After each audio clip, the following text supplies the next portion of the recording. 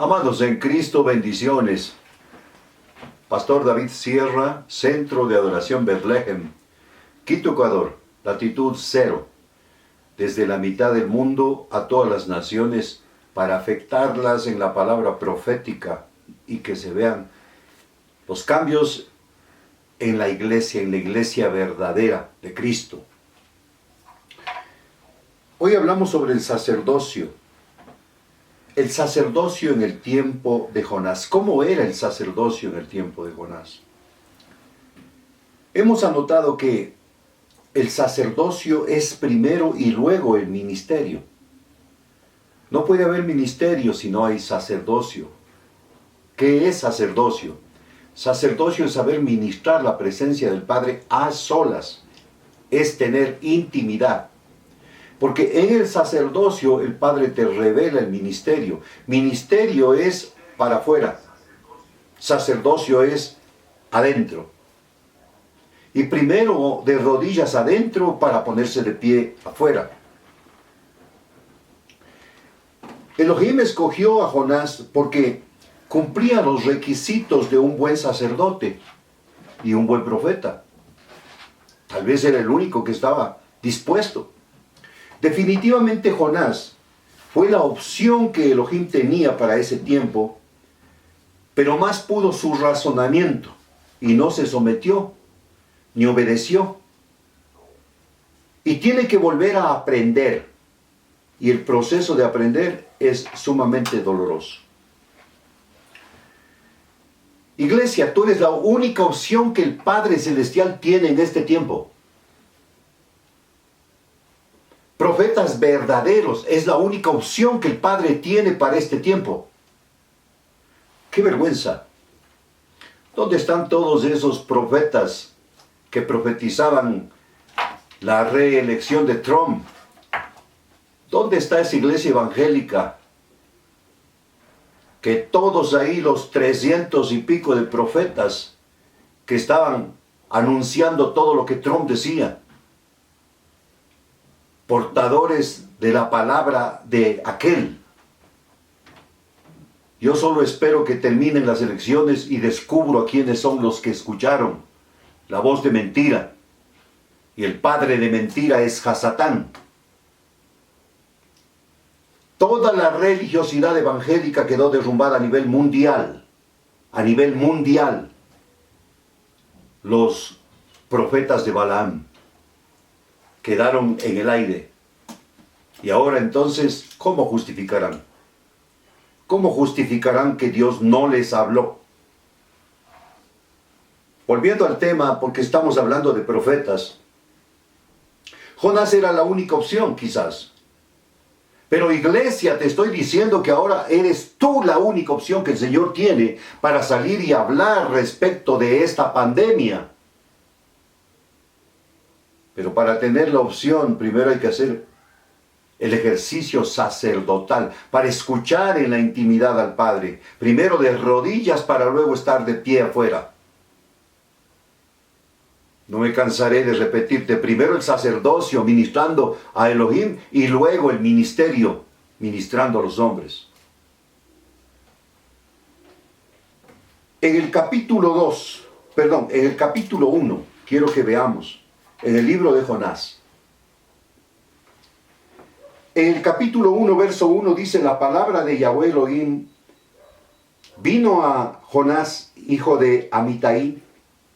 Anda, ve a la gran ciudad de Nínive y proclama contra ella que su maldad, eran malos, la maldad, ha llegado hasta mi presencia. Jonás se fue, pero en dirección a Tarsis, para huir. Recuerde que Nínive era la capital de Asiria y habían 120,000 habitantes. Eso lo dice en el capítulo 3 o 4, creo. Bajó a Yafo, donde encontró en un barco que zarpaba rumbo a Tarsis. Pagó él su pasaje. Una cosa es que tú vayas donde tú quieres, pero otra cosa es que vayas porque el Señor te envía.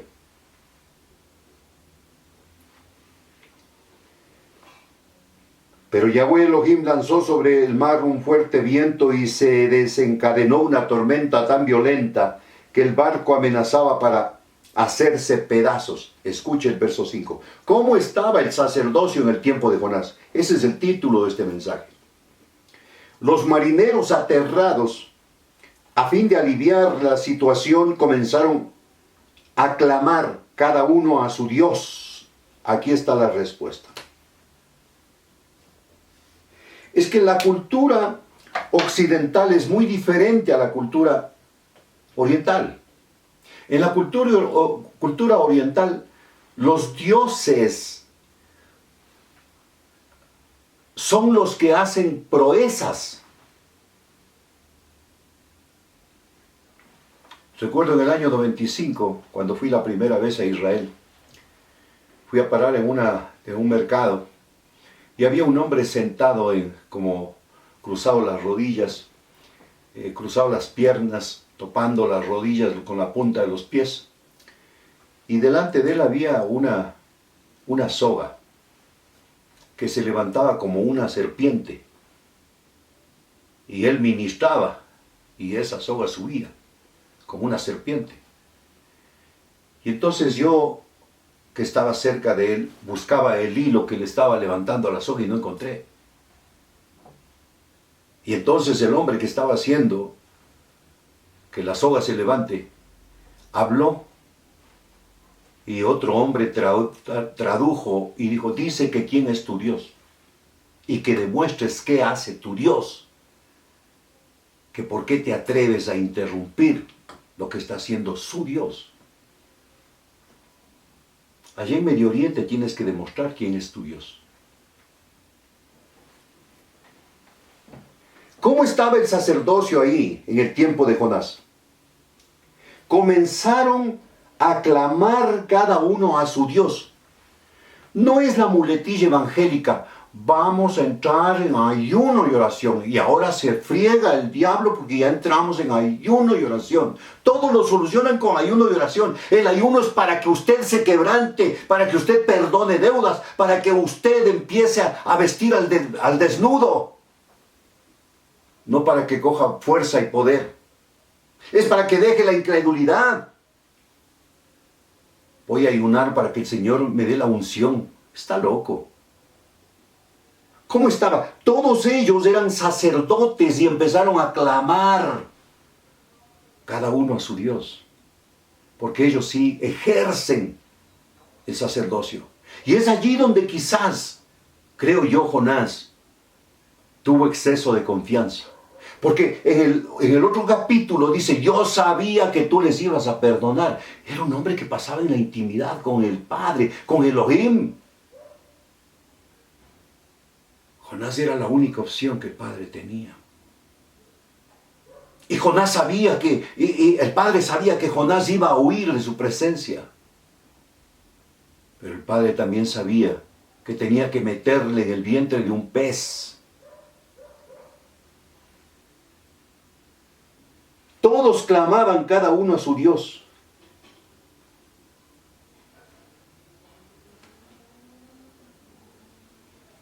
Y al lanzar al mar lo que había en el barco, Jonás, en cambio, se había bajado al fondo de la nave para acostarse. Ahora dormía profundamente. Tremendo. Yo digo exceso de confianza. Yo digo un gran profeta. Porque Jonás dice, yo sabía que tú les ibas a perdonar. Él sabía lo que iba a acontecer. Pero él no sabía que tenía que, en medio del proceso, él era una pieza muy importante para que venga el arrepentimiento. Iglesia, tú eres la pieza importante, tú eres el arma secreta del Padre. Tú eres la única arma que el Padre tiene y no puedes hacerte de lado. Tienes que darle la cara al Señor.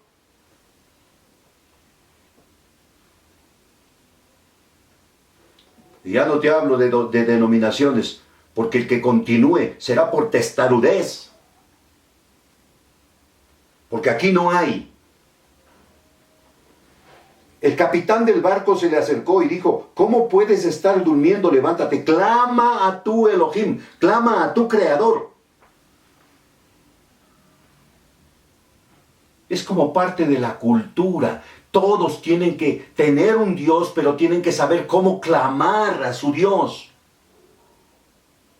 No, acá es deme orando, pastor. Abuelita irá a la iglesia y daráme orando.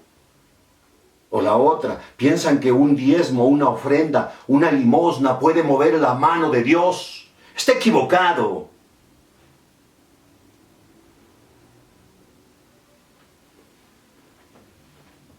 Clama a tu Elohim, quizás se fije en nosotros y no perezcamos. Los marineros por su parte se dijeron unos a otros, vamos, echemos suertes para averiguar quién tiene la culpa, que nos haya venido este desastre. Así lo hicieron y la suerte cayó sobre Jonás. Mire, entraron en adivinación y encontraron a Jonás que andaba en desobediencia. Un hombre que en el nivel ministerial debía estar sometido, o por lo menos en el nivel de siervo debía estar en obediencia, desobedeció, no se sometió y cayó en aprendizaje. Y todo aquel que cae en aprendizaje tiene que pasar un proceso doloroso.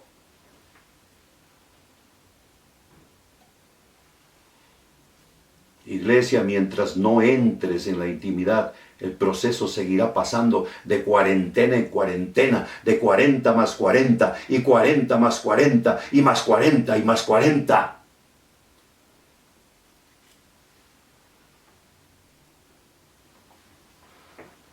Habíamos visto la oración de Jonás. Cuando Jonás oró en el capítulo 2, verso 1, a Yahweh Elohim, desde el vientre del pez, desde la hediondez del vientre del pez, con las algas por la cabeza. ¡Qué terrible! ¿Por qué esperamos que suceda estas cosas para que nosotros podamos entender que el Padre siempre estuvo contando con nosotros?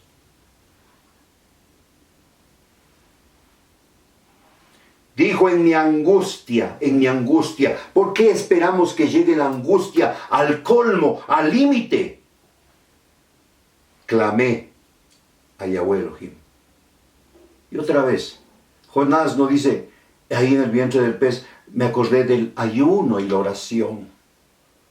Ese cántico evangélico que es cansino. Y él me respondió desde las entrañas del sepulcro, pedí auxilio, y tú escuchaste mi clamor. No importa dónde estés, pero si hay un verdadero quebrantamiento, Él te va a responder. Él nos va a responder.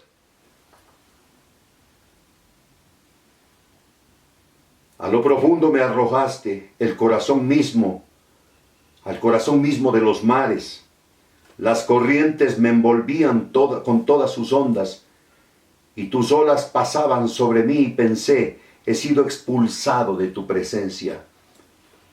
Esto debe ser triste. Ojalá no sintiera nunca. ¿Cómo volveré a contemplar tu Kadosh, tu templo santo? Las aguas me llegaban hasta el cuello, lo profundo del océano me envolvía. Las algas se enredaban en mi cabeza, dice Jonás, arrastrándome a los cimientos de las montañas. Me tragó la tierra y para siempre los cerrojos se cerraron tras de mí. Oiga, esa experiencia de Jonás, tremenda. Sintió prácticamente la muerte. Sintió el abandono de la cobertura de Elohim. ¿Por qué? Por la desobediencia. Pero tú, Yahweh Elohim, Dios mío, me rescataste de la fosa. Gracias.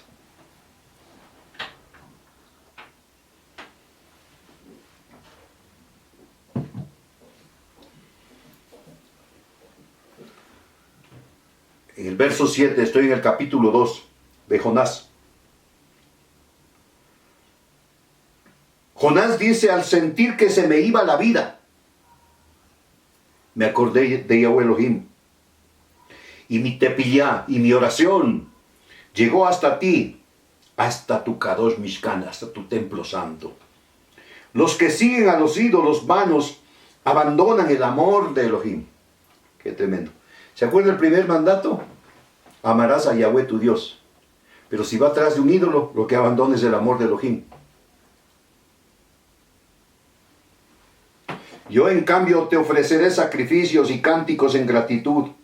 ¿Dónde? Ahí en la aflicción. Cumpliré las promesas que te hice. La salvación viene de Yahweh Elohim. Entonces Yahweh Elohim dio una orden y el pez vomitó a Jonás en tierra firme. Yo te había dicho lo que dice la Escritura. Por cuanto no eres ni frío ni caliente, te vomitaré. Es mejor que entremos al fuego de su Espíritu. Es mejor que entremos al fuego de su presencia, a la habitación del Padre, a la gloria. Entonces, en realidad, el sacerdocio verdadero está en el capítulo, en todos, pero en el capítulo 3 se confirma algo tremendo. La palabra de Yahweh Elohim vino por segunda vez a Jonás. Habiendo un quebrantamiento, el sacerdocio sabe que el Padre viene otra vez. Pero sin quebrantamiento no lo hay. La Escritura dice, vuélvete a mí, yo me volveré a ti. Anda, ve a la gran ciudad de Nínive, proclámale el mensaje que te voy a dar. Nínive, capital de Asiria, 120,000 habitantes, una ciudad extremadamente grande para ese tiempo. Y entonces Jonás empieza a caminar, pero el Padre es sabio, no le da el mensaje sino cuando empieza a caminar. Cuando el Padre sabe que puedes fallar, que puedes volver para atrás, dice, camina y yo te digo qué vas a hacer. Porque el comienzo de la emuná, de la confianza, es que empieces a dar el primer paso, que te levantes, que cambies de actitud. Jonás se fue hacia Nínive, conforme al mandato de Yahweh Elohim. Ahora bien, Nínive era una ciudad grande de mucha importancia. Jonás se fue internando en la ciudad y la recorrió todo un día mientras proclamaba, lo que también dicen ahora, dentro de 40 días Nínive será destruida, la cuarentena.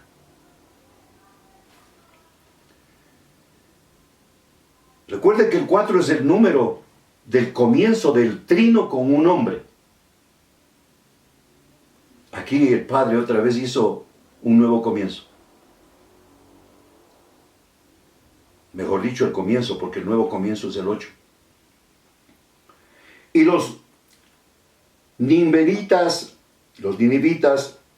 le creyeron a Elohim. Verá que dice, le creyeron a Elohim, no a Jonás. Proclamaron ayuno y desde el mayor hasta el menor se vistieron de luto en señal de arrepentimiento.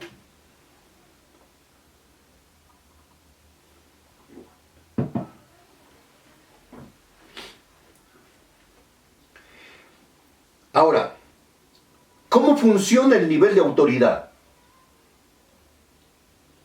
Verso 6. Cuando el rey de Nínive se enteró del mensaje, se levantó de su trono.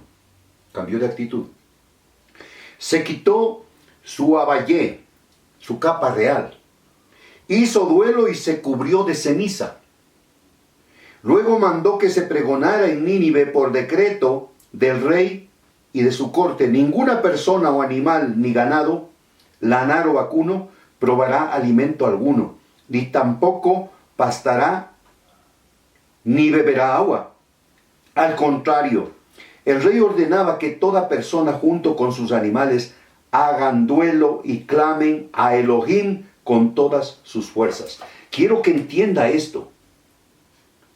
No era el Dios de los asirios, no era el Dios de los ninivitas. Pero había ahí pueblo del Señor que había perdido su identidad. Y por eso envió a Jonás.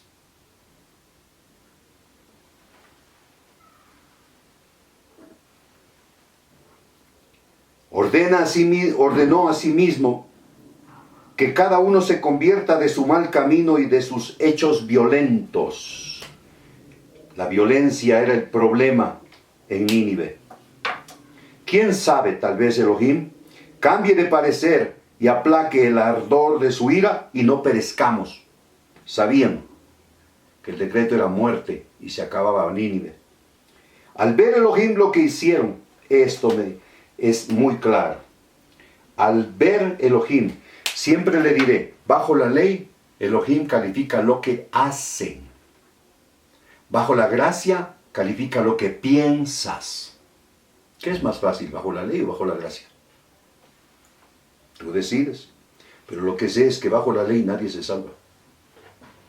Al ver Elohim lo que hicieron, es decir, que se habían convertido de su mal camino, cambió de parecer y no llevó a cabo la destrucción que les había anunciado. ¿A quién le despertó primero el Señor? Al rey. A la cabeza. Y la cabeza transfiere todo el decreto al cuerpo. ¿Sabe cuál es el fracaso de la iglesia en todas las naciones? Muy pocas naciones tienen un concilio apostólico que es la autoridad eclesial. Y entonces, como acá, como en Ecuador, como en Quito, la catástrofe de la iglesia evangélica, el cuerpo de pastores. Busque aquí el cuerpo de pastores, no hay. La confraternidad evangélica, no hay.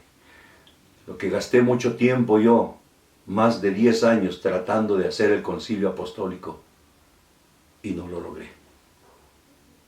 Porque si llamaba yo a un concilio apostólico, todos querían ser apóstoles.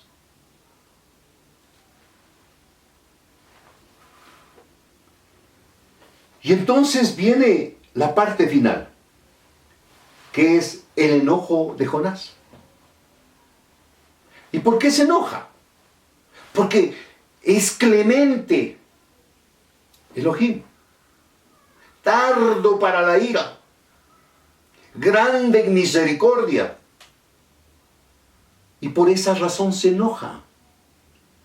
Capítulo 4, verso 1, describe el estado de un religioso fanático como Jonás, que quiere él decirle la orden a papá, al padre, al creador, que haga lo que tiene que hacer.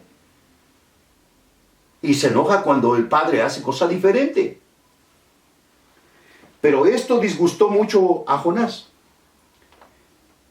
y lo hizo enfurecerse. ¿Se imagina? Jonás con furia. Ya no se acordó que le sacó del vientre apestoso del pez.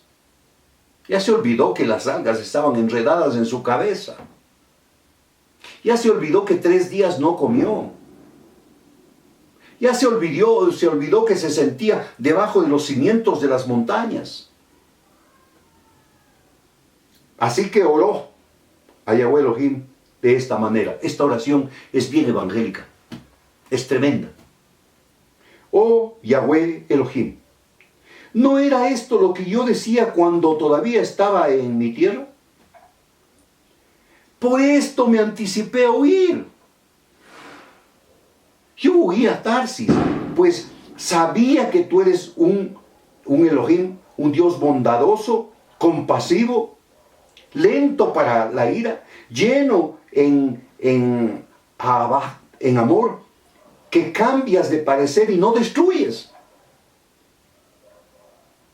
Oye, este Jonás, más sabio que Dios. Así que ahora, Yahweh Elohim, te suplico que me quites la vida. Prefiero morir que seguir viviendo. No hiciste lo que yo pensaba, hiciste lo que yo ya sabía que ibas a hacer, porque tú eres clemente, porque tú eres tardo para la ira, así que mejor mátame. Bueno, yo creo que Elohim tenía que poner los puntos claros y decirle, Jonás, quiero que entiendas quién es el que manda acá. Claro que a veces nosotros no queremos perdonar ni que Dios perdone a aquellos que han hecho barbaridades. Pero todavía es tiempo de la misericordia que no se acabará nunca. porque la misericordia del Padre es para siempre. ¿Tienes razón de enfurecerte tanto?, le respondió Yahweh Elohim. Jonás, enojado, dándole órdenes: mátame, mátame, vamos, mátame. No estoy de acuerdo con lo que haces. Jonás salió y acampó al este de la ciudad, es decir, al oriente. ¿Sabe qué es el oriente? Es la puerta del cielo. Allí hizo una enramada y se sentó bajo la sombra para ver qué iba a suceder en la ciudad. Él se pone cómodo y dice: vamos a ver, ojalá que el Padre cambie de opinión y les liquide a estos ninivitas, porque yo no les quiero. Para aliviarlo de su malestar, Elohim, Yahweh, dispuso una planta, la cual creció hasta cubrirle a Jonás la cabeza con su sombra. Jonás se alegró muchísimo por la calabacera, por la planta. Qué maravilloso que es Elohim.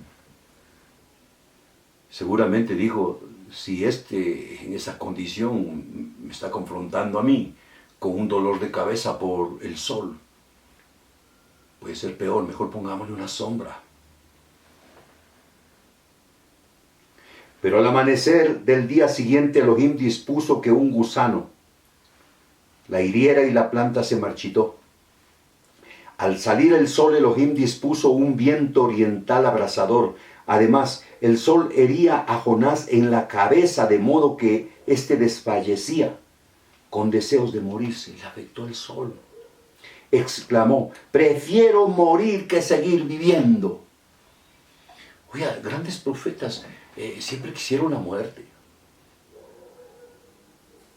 La intimidad con el Padre nos descubre cosas, pero no sabemos si el Padre se va a arrepentir o no.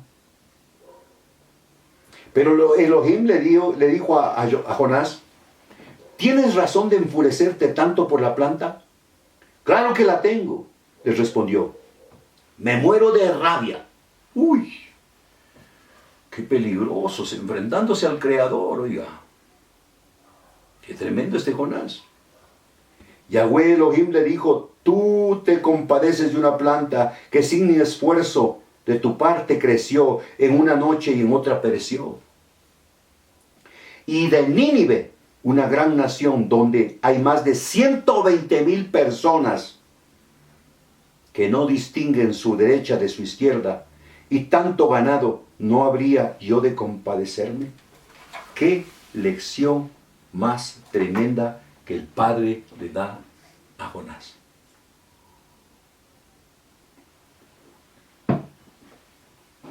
La iglesia Jonás.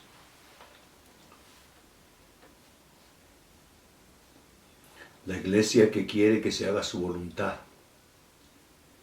Estoy hablando de un Jonás que tuvo tanta intimidad que él sabía lo que el Padre iba a hacer. Para terminar, quiero contarle que cuando el Padre me llamó a mí para profeta, me dijo: desde hoy me perteneces. Te prohíbo llorar. Morirá tu padre, morirá tu madre, morirá tu hermano. Y esto se cumplió así. Y me dijo: pero no te doy permiso para llorar. Y yo quería llorar y no podía. Y el Señor me decía: tienes que saber que me perteneces. Aún tus lágrimas me pertenecen.